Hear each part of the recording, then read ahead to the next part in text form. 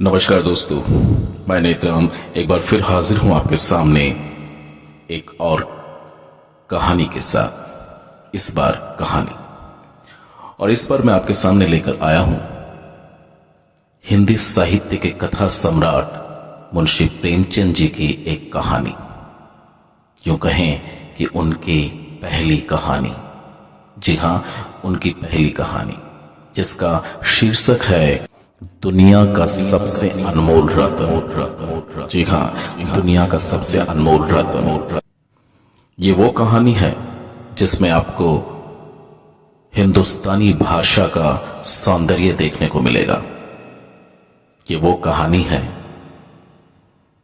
जो आपको भाव विभोर कर देगी। तो आइए सुनते हैं।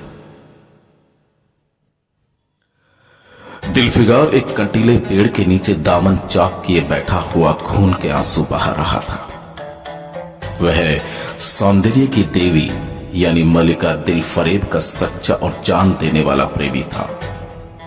उन प्रेमियों में नहीं जो इत्र फुलेल में बसकर और शानदार कपड़ों से सजकर आशिक के वेग में माशूकियत का दम भरते हैं, बल्कि उन सीधे सादे भोले भाले फिदाइयों में जो जंगल और पहाड़ों से सर टकराते हैं और फरियाद बचाते फिरते हैं। दिलफरेब ने उससे कहा था कि अगर तू मेरा सच्चा प्रेमी है तो जा और दुनिया की सबसे अनमोल चीज लेकर मेरे दरबार में आ। तब मैं तुझे अपनी गुलामी में कबूल करूंगी। अगर तुझे वह चीज ना मिले तो खबरदार इधर रुख न करना, वरना सूली पर खिंचवा दूंगी। दिलफिगर को अपनी भावनाओं के प्रदर्शन का, अपनी प्रेमिका के सौंदर्य दर्शन का, शिकवे शिकायत का तनिक भी अवसर ना दिया गया। दिलफरेब ने ज्यों ही यह फैसला सुनाया, उसके चौबदारों ने गरीब दिलफिगर को धक्के देकर बाहर निकाल दिया।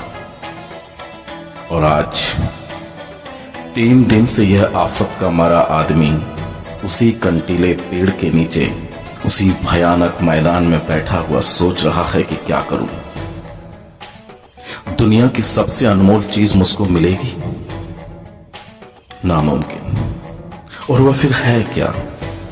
क्या वो कारों का खजाना है, आबे खयात है, खुसरो का ताज है, जामे जमजम या तख्ते ताउस है, या परवेज की दौलत? नहीं, ये चीजें तो हरगिज नहीं। दुनिया में जरूर इनसे भी महंगी, इनसे भी अनमोल चीजें मौजूद है, मगर वह क्या है? कैसे मिलेगी? कहां मिलेगी? या खुदा, मेरी मुश्किल क्यों कर आसान होगी।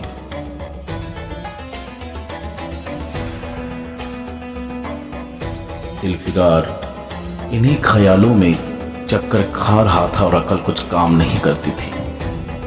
मुनीर शामी को हातिम सा मददगार मिल गया था। काश कोई मेरा भी मददगार हो जाता।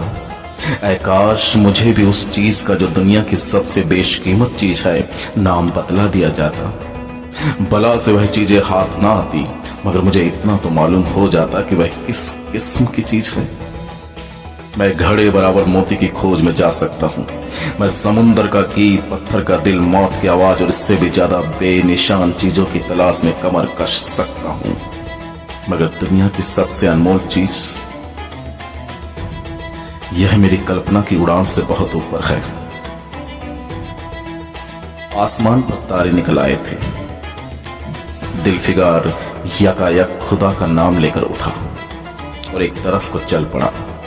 भूखा प्यासा, नंगे बदन, थकन से चूर, वह बरसों वीरानों और आबादियों की खाक छानता फिरा। तलवे कांटों से छलनी हो गए, शरीर में हड्डियां दिखाई देने लगी, मगर वह चीज जो दुनिया की सबसे बेशकीमत चीज थी न मिली और न उसका कुछ निशान ही मिला।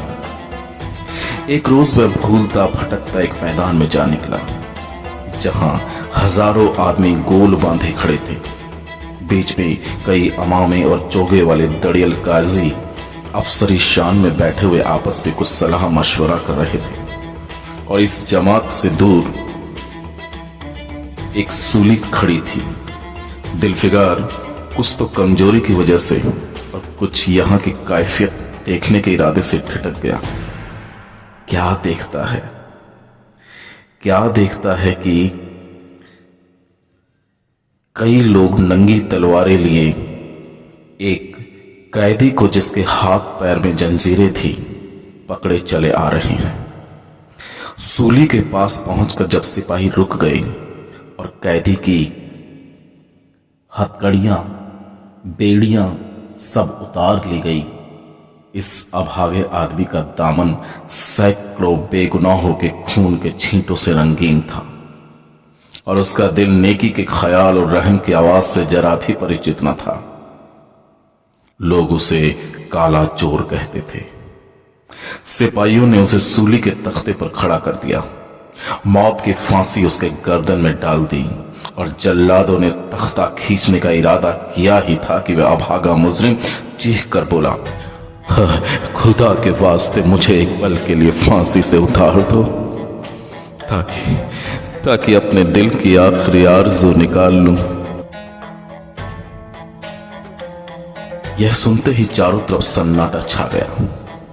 लोग अचंभे में आकर ताकने लगे। काजियों ने एक मरने वाले आदमी की अंतिम याचना को रद्द करना उचित न समझा और बदनसीब पापी काला चोर जरा देर के लिए ही फांसी से उतार लिया गया। इसी भीड़ में एक खूबसूरत भोला भाला लड़का एक छड़ी पर सवार होकर अपने पैरों पर उछल उछल कर फर्जी घोड़ा दौड़ा रहा था और अपनी सादगी की दुनिया में ऐसा मगन था कि जैसे वह इस वक्त सचमुच अरबी घोड़े का शहसवार है। उसका चेहरा उस सच्ची खुशी से कमल की तरह खिला हुआ था, चंद दिनों के लिए बचपन ही में हासिल होती है यह खुशी, और इस खुशी की याद हमको मरते दम तक नहीं भूलती। उसका दिल अभी तक पाप की गर्द और धूल से अछूता था और मासूमियत उसे अपनी गोद में खिला रही थी। बदनसीब काला चोर फांसी से उतरा, हजारों आंखें उस पर गड़ी हुई थी। वह उस लड़के के पास आया और उसे गोद में उठाकर प्यार करने लगा। उसे इस वक्त वह जमाना याद आ गया जब वह खुद ऐसा ही भोला भाला, ऐसा ही खुश व खुर्रम और दुनिया की गंदगियों से ऐसा ही पाक साफ था। माँ गोदियों में खिलाती थी, बाप पलाएं लेता था और सारा कुनबा जान निछावर करता था। आह, काले चोर के दिल पर इस वक्त बीते हुए दिनों की याद का इतना असर हुआ कि उसकी आंखों से, जिन्होंने दम तोड़ती हुई लाशों को तड़पते देखा था, जो कभी झपकी नहीं, आंसू का एक कतरा टपक पड़ा। दिलफिगार ने लपक कर उस अनमोल मोती को हाथ में ले लिया और उसके दिल ने कहा, बेशक ये दुनिया की सबसे अनमोल चीज है, जिस पर तख्ते ताउस और जामे जम और आबे हयात और जरे परवेज सब निछावर हैं। इस ख्याल से खुश होता, कामयाबी की उम्मीद में सरमस्त, दिलफिगार अपनी माशूका दिलफरेब के शहर मिनोसाबाद को चला। मगर ज्यों ज्यों मंजिलें तय होती जाती थी, उसका दिल बैठ जाता था। कहीं उस चीज की जिसे मैं दुनिया की सबसे बेशकीमत चीज समझता हूं, दिलफरेब की आंखों में कद्र ना हुई तो मैं फांसी पर चढ़ा दिया जाऊंगा और इस दुनिया से नामुराद हो जाऊंगा। लेकिन जो हो सो हो, अब तो किस्मत आजमाई है। आखिरकार पहाड़ और दरिया तय करते हुए वह शहर मिनोसाबाद में आ पहुंचा और दिलफरेब की ड्योढ़ी पर जाकर विनती की कि थकान से टूटा हुआ दिलफिगार खुदा के फजल से हुक्म की तामील करके आया है और आपके कदम चूमना चाहता है। दिलफरेब ने फौरन अपने सामने बुला भेजा और एक सुनहरे पर्दे की ओट से फरमाइश की कि वह अनमोल चीज पेश करो। दिलफिगार ने आशा और भय की एक विचित्र मनस्थिति में वह बूंद पेश की और उसकी सारी कैफियत बहुत पुरअसर लफ्जों में बयान की। दिलफरेब ने पूरी कहानी बहुत गौर से सुनी और वह भेंट हाथ में लेकर जरा देर तक गौर करने के बाद बोली, दिलफिगार, बेशक बेशक ये दुनिया की सबसे अनमोल चीज है जो तूने ढूंढ निकाली है। तेरी हिम्मत और तेरी सूझबूझ की मैं दाद देती हूं, मगर ये दुनिया की सबसे बेशकीमत चीज नहीं है। इसलिए तू यहां से जा और फिर कोशिश कर, शायद अब कि तेरे हाथ वह मोती लगे और तेरी किस्मत में मेरी गुलामी लिखी हो। जैसा कि मैंने पहले ही बतला दिया है कि मैं तुझे फांसी पर भी चढ़वा सकती हूं, मगर जा, मैं तेरी जान बख्शी करती हूं, इसलिए कि तुझ में वह गुण मौजूद है जो मैं अपने प्रेमी में देखना चाहती हूं, और मुझे यकीन है कि तू जरूर कभी ना कभी कामयाब होगा। जा। नाकाम और नामुराद दिलफिगार इस माशुकाना इनायत से जरा दिलेर होकर बोला, ऐ दिल की रानी, बड़ी मुद्दत के बाद तेरी ड्योढ़ी पर सजदा करना नसीब होता है। फिर खुदा जाने ऐसे दिन कब आएंगे। क्या तू अपने जान देने वाले आशिक के बुरे हाल पर तरस ना खाएगी? और क्या तू अपने रूप की एक झलक दिखाकर इस जलते हुए दिलफिगार को आने वाली सख्तियों को झेलने की ताकत ना देगी? तेरी एक मस्त निगाह के नशे में चूर होकर मैं वह कर सकता हूं जो आज तक किसी से न बन पड़ा हो। दिलफरेब आशिक की ये चाव भरी बातें सुनकर गुस्सा हो गई और हुक्म दिया कि इस दीवाने को खड़े खड़े दरबार से निकाल दे। चौबदार ने फौरन गरीब दिलफिगार को धक्का देकर यार के कूचे से बाहर कर दिया। कुछ देर तो दिलफिगार अपनी निष्ठुर प्रेमिका की इस कठोरता पर आंसू बहाता रहा और फिर वह सोचने लगा कि अब कहां जाऊं।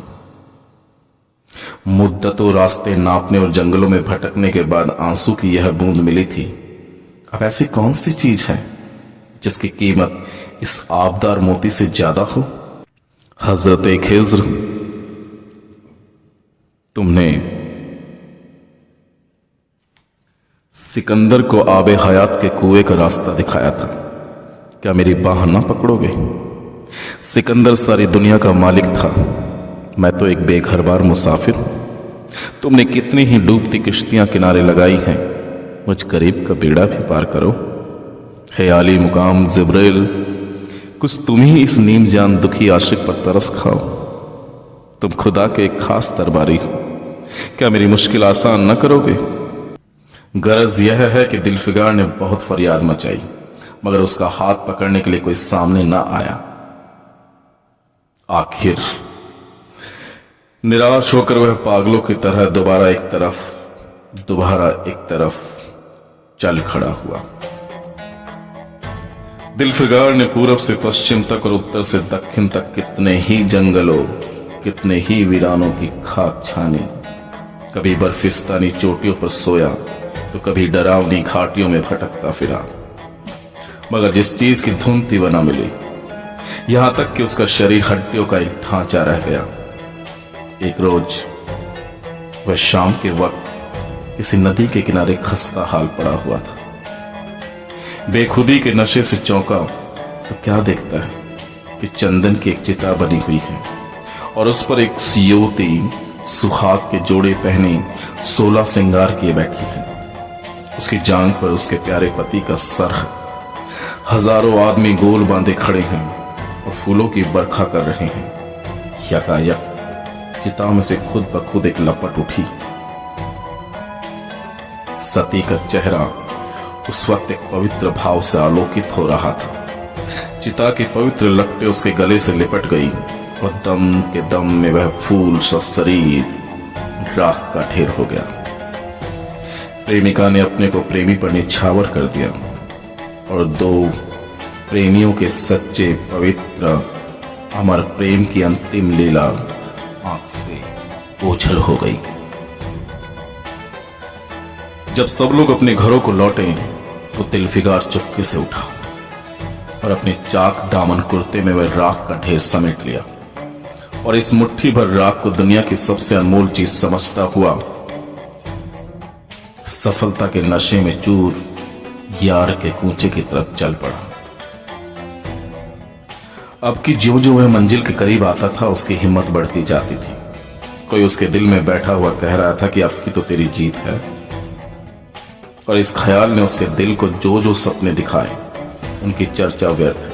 खैर आखिरकार वो शहर मिनोसाबाद में दाखिल हुआ और दिलफरेब की ऊंची ड्योढ़ी पर जाकर खबर दी कि दिलफिगार सुर्ख रूह होकर लौटा है और हुजूर के सामने आना चाहता है। दिलफरेब ने जांबाज आशिक को फौरन दरबार में बुलाया और उस चीज के लिए जो दुनिया की सबसे बेशकीमती चीज थी हाथ फैला दिया।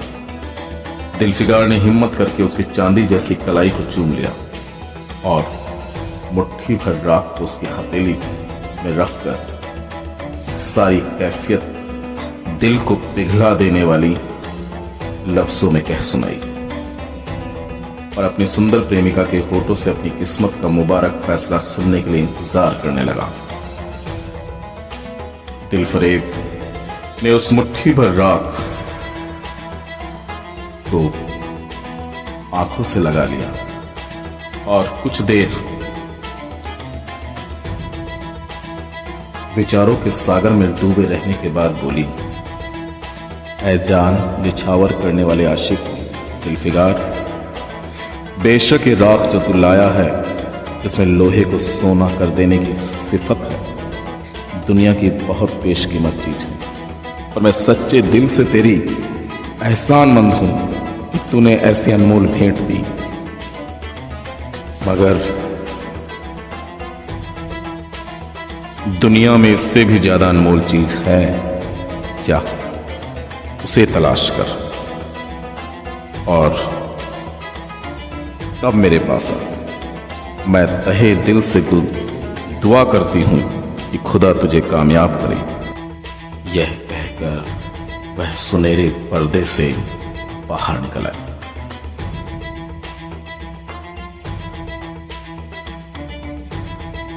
और माशुकाना अदा से अपने रूप का जलवा दिखाकर फिर नजरों से ओझल हो गई। अभी दिलफिगार के होश हवास ठिकाने पर भी न आने पाए थे कि चौबदार ने मुलायमियत से उसका हाथ पकड़कर यार के कूचे से उसको निकाल दिया और फिर तीसरी बार वह प्रेम का पुजारी निराशा के अथाह समुद्र में गोता खाने लगा। दिलफिगार का हियाब छूट गया। उसे यकीन हो गया कि मैं दुनिया में उसी तरह नाशाद और नामुराद मर जाने के लिए पैदा किया गया था और अब इसके सिवा कोई चारा नहीं कि किसी पहाड़ पर चढ़कर नीचे कूद पड़ूं ताकि माशूक के जुल्मों की फरियाद करने के लिए एक हड्डी भी बाकी ना रहे। वह दीवाने की तरह उठा और गिरता पड़ता एक गगनचुंबी पहाड़ की चोटी पर जा पहुंचा। किसी और समय वह ऐसे ऊंचे पहाड़ पर चढ़ने का साहस ना कर सकता था, मगर इस वक्त जान देने के जोश में उसे वह पहाड़ एक मामूली टेकरी से ज्यादा ऊंचा ना नजर आया। करीब था कि वह नीचे कूद पड़े कि हरे हरे कपड़े पहने हुए और हरा अमामा बांधे एक बुजुर्ग एक हाथ में तस्बीह और दूसरे हाथ में लाठी लिए बरामद हुए और हिम्मत बढ़ाने वाले स्वर में बोले, दिलफिगार, ऐ नादान दिलफिगार, ये क्या बुज़दिलों जैसी हरकत है।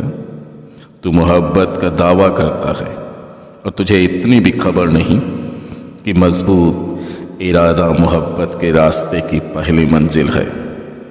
मर्द बन, हिम्मत न हार।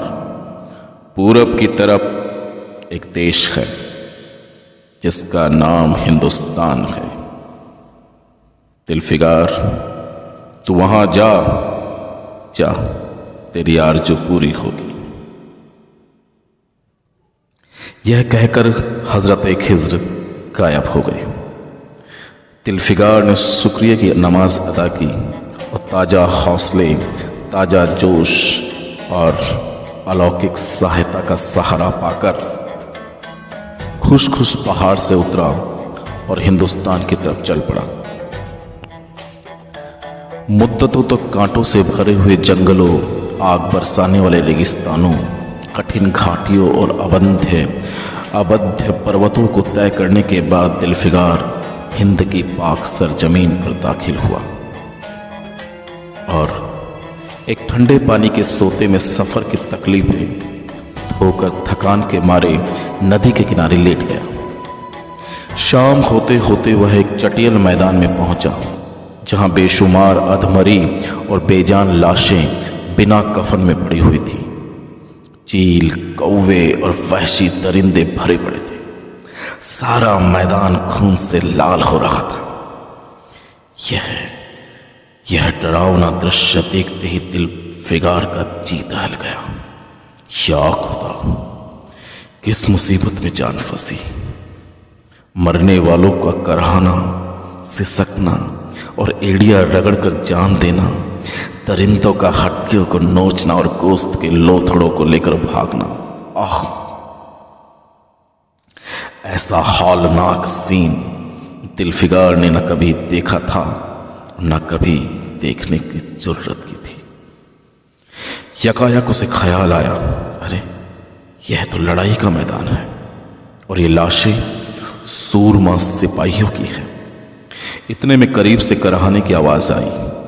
दिलफिगार उस तरफ फिरा तो देखा कि एक लंबा तगड़ा आदमी, जिसका मर्दाना चेहरा जान निकलने की कमजोरी से पीला हो गया है, जमीन पर सर झुकाए पड़ा हुआ है। सीने से खून का फव्वारा जारी है, मगर आबदार तलवार की मूठ पंजे से अलग न हुई। दिलफिगार ने एक चीथड़ा लेकर घाव के मुंह पर रख दिया ताकि खून रुक जाए और बोला, ऐ जवां मर्द, तू कौन है? जवां मर्द, मैं पूछता हूं, तू कौन है?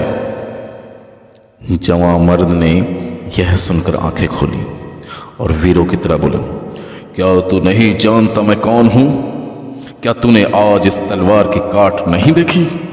मैं अपनी मां का बेटा और भारत का सपूत हूं। यह कहते कहते उसकी त्योरियों पर पल पड़ गई। पीला चेहरा गुस्से से लाल हो गया और आबदार शमशीर फिर अपना जौहर दिखाने के लिए चमक उठी। दिलफिगार समझ गया कि यह इस वक्त मुझे दुश्मन समझ रहा है। नरमी से बोला, ऐ जवां मर्द, मैं तेरा दुश्मन नहीं, अपने वतन से निकला हुआ एक गरीब मुसाफिर हूं। इधर भूलता भटकता आ निकला। बराए मेहरबानी मुझसे यहां की कुल कैफियत बयान कर। यह सुनते ही घायल सिपाही बहुत मीठे स्वर में बोला, अगर तू मुसाफिर है तो आ और मेरे खून से तर पहलू में बैठ जा, क्योंकि यही 2 अंगुल जमीन है जो मेरे पास बाकी रह गई है और जो सिवाय मौत के कोई मुझसे छीन भी नहीं सकता। अफसोस कि तू यहां ऐसे वक्त में आया जब मैं तेरा आतिथ्य सत्कार करने के योग्य नहीं। हमारे बाप दादा का देश आज हमारे हाथ से निकल गया और इस वक्त हम बेवतन हैं। मगर हमने हमलावर दुश्मन को बता दिया कि जो लाशें तू देख रहा है ना, ये उन लोगों की हैं जो इस तलवार के घाट उतरे हैं। माना कि मैं बेवतन हूं, मगर गनीमत है कि दुश्मन की जमीन पर नहीं मर रहा हूं। और ये क्या तूने सीने के घाव पर चीथड़ा लगा दिया, मरहम रख दिया? अरे खून निकलने दे, इसे रोकने से क्या फायदा? क्या मैं अपने ही देश में गुलामी करने के लिए जिंदा रहूं? नहीं, ऐसी जिंदगी से मर जाना अच्छा, इससे अच्छी मौत मुमकिन नहीं मुसाफिर, इससे अच्छी मौत मुमकिन नहीं। जवां मर्द की आवाज मध्यम हो गई, अंग ढीले पड़ गए, खून इतना ज्यादा बह गया कि खुद ब खुद बंद होने लगा। रह रहकर एक आध बूंद टपक पड़ता था। आखिरकार सारा शरीर बेदम हो गया, दिल की हरकत बंद हो गई और आंखें मूंद गई। दिलफिगार ने समझा अब काम तमाम हो गया कि मरने वाले ने धीमे से कहा, भारत माता की जय, भारत माता की जय। और उसके सीने से खून का आखिरी कतरा निकल पड़ा। एक सच्चे देश प्रेमी और देशभक्त ने देशभक्ति का हक अदा कर दिया। दिलफिगार पर इस दृश्य का इतना गहरा असर पड़ा कि उसके दिल ने कहा, बेशक दुनिया में खून के इस कतरे से ज्यादा अनमोल चीज कोई नहीं हो सकती। उसने फौरन खून की बूंद को, जिसके आगे यमन का लाल हेज भी है, हाथ में ले लिया और इस दिलेर राजपूत की बहादुरी पर हैरत करता हुआ अपने वतन की तरफ रवाना हुआ और सख्तियां झेलता हुआ आखिरकार बहुत दिनों के बाद रूप की रानी मलिका दिलफरेब की ड्योढ़ी पर जा पहुंचा और पैगाम दिया कि दिलफिगार सुरखरू और कामयाब होकर लौटा है और दरबार में हाजिर होना चाहता है। दिलफरेब ने उसे फौरन हाजिर होने का हुक्म दिया। खुद हस्बे मालूम सुनहरे पर्दे की ओट में आ बैठी और बोली, दिलफिगार, अब की तू बहुत दिनों के बाद वापस आया है। ला, दुनिया की सबसे बेशकीमत चीज कहाँ है? दिलफिगार ने मेहंदी रची हथेलियों को चूमते हुए खून का कतरा उस पर रख दिया और उसकी पूरी कैफियत पुरजोश लहजे में कह सुनाई। वह खामोश बिना होने पाया था कि यकायक यह सुनहरा पर्दा हट गया और दिलफिगार के सामने हुस्न का एक दरबार सज गया, जिसकी एक एक नाज़नीन जुलेखा से बढ़कर थी। दिलफरेब बड़ी शान के साथ सुनहरी मसनद पर सुशोभित हो रही थी। दिलफिगार हुस्न का ये तिलिस्म देखकर अचंभे में पड़ गया और चित्र लिखित सा खड़ा हो गया। दिलफरेब मसनद से उठी और कई कदम आगे बढ़कर उससे लिपट गई। गाने वालियों ने खुशी के गाने शुरू किए। दरबारियों ने दिलफिगार को नजरें भेंट की और चांद सूरज को बड़ी इज्जत से मसनद पर बिठा दिया।